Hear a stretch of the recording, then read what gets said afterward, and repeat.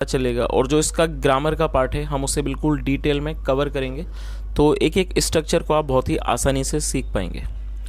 तो चलिए दोस्तों, आज की इस कहानी को हम शुरू करते हैं और सबसे पहले कहानी का टाइटल देखते हैं। कहानी का टाइटल है इंटेलिजेंट मोनू। इंटेलिजेंट एडजेक्टिव है जिसका मतलब होता है बुद्धिमान, बुद्धिमान Monu.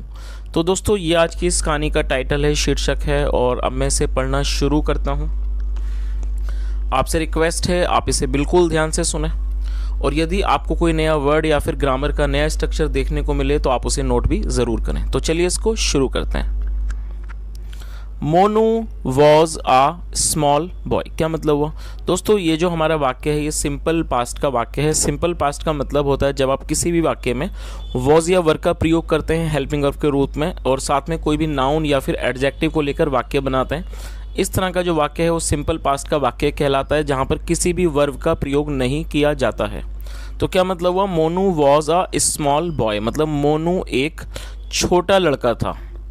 He was very naughty but intelligent and witty. और दोस्तों ये भी जो हमारा पूरा वाक्य है ये सिंपल पास्ट का ही वाक्य है, और नॉटी एक एडजेक्टिव है जिसका मतलब होता है शरारती। ही वॉज वेरी नॉटी मतलब वह बहुत शरारती था, बट लेकिन इंटेलिजेंट, लेकिन क्या था? वो बुद्धिमान था, एंड विटी। और दोस्तों ये जो वर्ड है विटी ये भी एडजेक्टिव है। विटी का मतलब होता है हाजिर जवाब। ऐसा व्यक्ति जो विनोदपूर्ण तरीके से, मतलब हंसाने के तरीके से, खुश करने के तरीके से जवाब देता हो, हाजिर जवाब हो, उसको विटी कहा जाता है। तो इस पूरी लाइन का क्या मतलब हुआ? He was very naughty but intelligent and witty, मतलब वह बहुत शरारती था लेकिन वो बुद्धिमान और हाजिर जवाब था। चलिए आगे देखिए। वन डे, एक दिन, Monu's mother sent him to get some fruits and vegetables. क्या मतलब हुआ दोस्तों? ये जो हमारा वाक्य है ये पास्ट इंडेफिनिट का अफर्मेटिव वाक्य है। जब आप पास्ट इंडेफिनिट में कोई भी अफर्मेटिव का वाक्य बनाते हैं तो वहाँ पर वर्ब की सेकंड फॉर्म का प्रयोग किया जाता है। और ये जो वर्ड आप देख रहे हैं ये सेंड की सेकंड फॉर्म है। सेंड मतलब भेजना और सेंट मतलब भेजा। तो क्या मतलब हुआ? वन डे, एक दिन, मोनूज मदर, यहाँ मोनू के बाद एपिस्ट्रोफी एस का प्रयोग किया गया जिसका मतलब होता है काके की। मतलब एक दिन एक दिन, वन डे, एक दिन, मोनूज मदर, मोनू की माँ ने, सेंट हिम, उसे भेजा, और ये जो हिम है वो मोनू के लिए यूज़ किया गया। टू गेट, टू गेट मतलब लाने के लिए, सम फ्रूट्स, कुछ फल, एंड वेजिटेबल्स और सब्जियां। तो इस पूरी लाइन का क्या मतलब हुआ? One day Monu's mother sent him to get some fruits and vegetables, मतलब एक दिन मोनू की मम्मी ने या मोनू की माँ ने उसे भेजा to get some fruits and vegetables, कुछ फल और सब्जियां लाने के लिए। चलिए आगे देखिए।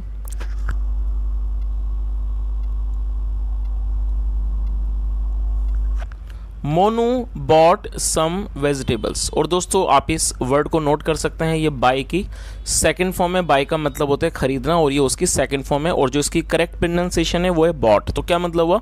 मोनू बॉट सम वेजिटेबल्स, मतलब मोनू ने कुछ सब्जियां खरीदी, एंड देन, और फिर, वेंट, चला गया, और ये गो की सेकंड फॉर्म है, एंड देन वेंट, और फिर वो चला गया to a fruit vendor.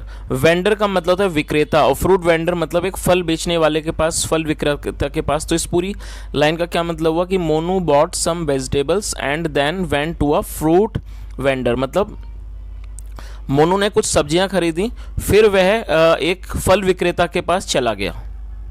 He bought half a kilogram of pears, और ये भी हमारा पास्ट इंडेफिनिट का अफर्मेटिव वाक्य है, और ये बाय की सेकंड फॉर्म है बॉट। आप इसे नोट भी कर लीजिए। और दोस्तों ये सेकंड फॉर्म के अलावा ये थर्ड फॉर्म भी है, BOUGHT, ये सेकंड फॉर्म भी और थर्ड फॉर्म भी, और यहाँ पर इसको सेकंड फॉर्म के रूप में प्रयोग किया गया क्योंकि ये पास्ट इंडेफिनिट का अफर्मेटिव वाक्य है। चलिए देखते हैं इसको क्या मतलब हुआ। He bought half a kilogram of pears. Pears मतलब नाशपाती, मतलब उसने आधा किलो नाशपाती खरीदी। हाफ अ किलोग्राम मतलब आधा किलो से नाशपाती खरीदी, बट लेकिन the vendor was dishonest. Vendor मतलब विक्रेता, और डिसऑनेस्ट का मतलब होता है बेईमान, और ये हमारा सिंपल पास्ट का वाक्य है। तो क्या मतलब हुआ? But the vendor was dishonest, लेकिन विक्रेता बेईमान था। चलिए आगे देखिए।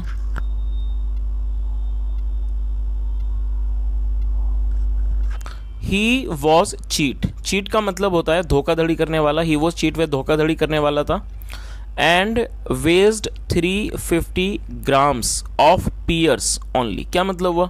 और दोस्तों ये जो वर्ड है आप इसे नोट कर सकते हैं, वेज का मतलब होता है तोलना और ये सेकंड फॉर्म है वेस्ड, तो क्या मतलब हुआ, ही वॉज चीट मतलब वह धोखाधड़ी करने मतलब जालसाज था, एंड वेस्ड और उसने तोला 350 ग्राम्स मतलब 350 ग्राम उसने वजन तोला, ऑफ पियर्स नाशपाती मतलब उसने 350 ग्राम नाशपाती तोली, ओनली सिर्फ। तो इस पूरी लाइन का क्या मतलब हुआ कि वो जो था वो एक धोखेबाज था और उसने सिर्फ 350 ग्राम नाशपाती तोली। और दोस्तों आपने देखा होगा स्टोरी के अंदर जो बच्चा था मोनू, उसने खरीदी तो आधा किलो थी, हाफ अ किलोग्राम, लेकिन ये जो दुकानदार था जो बेईमान था उसने सिर्फ 350 ग्राम नाशपाती को तोला। चलिए आगे देखिए, Monu observed this and said. और दोस्तों ऑब्जर्व का मतलब होता है किसी चीज़ को बड़े ध्यान से देखना, अवलोकन करना, और ये सेकंड फॉर्म में आप इसे नोट कर सकते हैं। मोनू ऑब्जर्व्ड दिस मतलब मोनू ने ये देख लिया, या कह सकते हैं मोनू ने इस चीज़ को अवलोकन कर लिया, ऑब्जर्व दिस एंड सेड, और उसने कहा these are not half kilogram. और दोस्तों मैं आपको दीज के बारे में बताना चाहूँगा, जब कोई भी वस्तु जो हमारे पास हो लेकिन वो एक से अधिक हो मतलब प्लूरल हो, तो तब वहाँ पर दिस का प्रयोग नहीं किया जाता है। दिस का जो प्लूरल नाउन है दीज वो यूज़ किया जाता है। तो आप इस इन्फॉर्मेशन को भी नोट कर लीजिए कि दिस का प्लूरल दीज होता है, और हम इसको जब यूज़ करते हैं जब वस्तु की संख्या एक से अधिक होती है। तो क्या मतलब हुआ, these are not half kilogram of pears मतलब ये आधा किलो नाशपातियाँ नहीं हैं, ऐसा उस बच्चे ने बोला। दीज अपीयर लेस, और अपीयर का मतलब होता है प्रतीत होना, लगना। दीज अपीयर लेस मतलब ये कम लगती हैं, लेस मतलब कम। चलिए आगे देखिए, नो नहीं, they are all right, they are all right, और ये जो दे है नाशपाती के लगा गया इसका मतलब होता है वे। No they are all right नहीं, ये बिल्कुल ठीक है। एंड एनीवे और वैसे भी, दे will be easy for you ये आपके लिए आसान होंगी। दे will be easy for you मतलब ये आपके लिए आसान होंगी।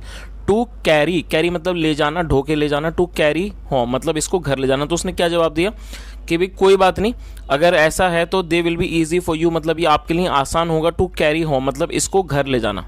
चलिए आगे देखिए, आगे क्या होता है। Monu was a clever boy, और दोस्तों क्लेवर का मतलब होता है चालाक, और ये एडजेक्टिव है। तो क्या मतलब हुआ, Monu was a clever boy, Monu एक चालाक लड़का था। He gave money for 350 grams of pears to the vendor, क्या मतलब हुआ। और ये जो हमारा वाक्य है ये भी पास्ट इंडेफिनिट का अफर्मेटिव वाक्य है, और ये गिव की सेकंड फॉर्म है गेव। तो क्या मतलब हुआ, ही गेव मनी मतलब उसने पैसे दिए, फॉर 350 ग्राम्स मतलब उसने पैसे दिए 350 ग्राम 350 ग्राम्स ऑफ पियर्स उसने 350 ग्राम नाशपातियों के लिए पैसे दिए। टू द वेंडर दुकानदार को। तो इस पूरी लाइन का क्या मतलब हुआ कि he gave money for 350 grams of pears to the vendor मतलब उसने विक्रेता को, या कह सकते हैं उसने दुकानदार उस बेचने वाले को, विक्रेता को 350 ग्राम नाशपाती के पैसे दिए। चलिए आगे देखिए,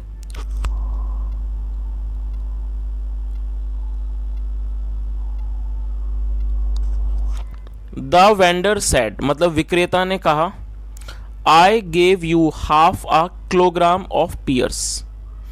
You are giving me less money. क्या मतलब हुआ, और ये गिव की सेकंड फॉर्म है। I gave you half a kilogram of pears.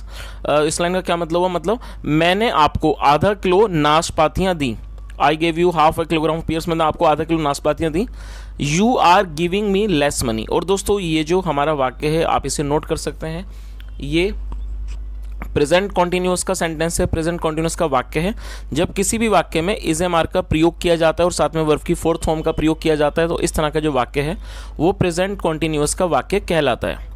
और यू के साथ आर का प्रयोग किया जाता है हेल्पिंग वर्ब के रूप में। तो क्या मतलब हुआ, you are giving me less money मतलब आप मुझे कम पैसे दे रहे हो। तो इस पूरी लाइन का क्या मतलब हुआ कि वो जो दुकानदार था उसने क्या कहा कि I gave you half kilogram of pears मतलब मैंने आपको आधा किलो नाशपातियाँ दी हैं। You are giving me less money और आप मुझे कम पैसे दे रहे हो। मोनू रिमार्क्ड और दोस्तों रिमार्क का मतलब होता है टिप्पणी करना किसी बात पर कुछ बोलना, और ये सेकंड फॉर्म है मोनू रिमार्क्ड मतलब मोनू ने इस बात पर टिप्पणी की। नो नहीं, the amount is correct. Amount का मतलब होता है रकम, द अमाउंट इज करेक्ट, मतलब ये जो रकम है वो करेक्ट है, मतलब वो बिल्कुल ठीक है।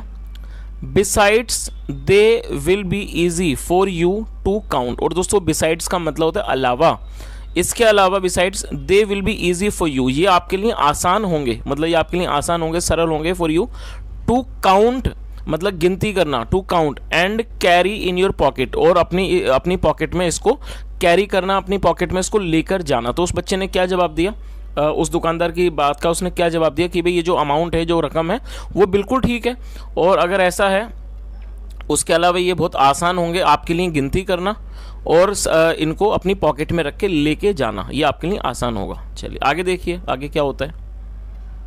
The fruit vendor was ashamed for cheating his customer. क्या मतलब हुआ, और दोस्तों आप इस वर्ड को नोट कर सकते हैं, अशेम्ड एडजेक्टिव है जिसका मतलब होता है शर्मिंदा होना।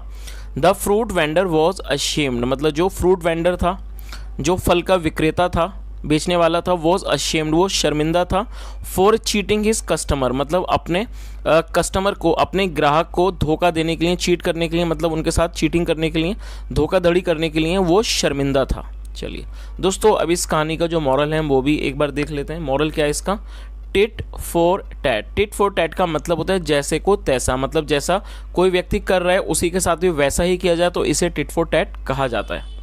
तो दोस्तों ये एक बहुत छोटी सी कहानी थी, लेकिन मैं उम्मीद करता हूँ कि जो कहानी का संदेश है बहुत ही आपको अच्छे से समझ आया होगा। जैसा हमने देखा कि इसके अंदर जो छोटा सा बच्चा था मोनू, जब वो किसी दुकान पे गया, उसने फल खरीदे, तो जो दुकानदार था वो बेईमान था, उसने कम वजन तोला, लेकिन जो बच्चा था वो काफ़ी समझदार था, उसने वो चीज़ देख ली और उसने उसको उतने ही पैसे दिए जितना उसने उसको फल दिया।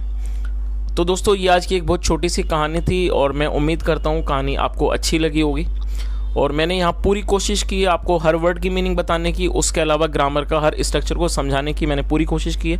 यदि आपको मेरा प्रयास अच्छा लगा हो और कहानी भी अच्छी लगी हो तो आपसे रिक्वेस्ट है वीडियो को जरूर लाइक करें, शेयर करें, चैनल को भी सब्सक्राइब करें, और दोस्तों कमेंट करके ज़रूर बताएं यदि आज आपने कोई भी नया वर्ड या फिर ग्रामर का नया स्ट्रक्चर सीखा हो तो कमेंट के माध्यम से कृपया करके ज़रूर बताएं। यहाँ तक सुनने के लिए thank you so much, have a nice day and bye.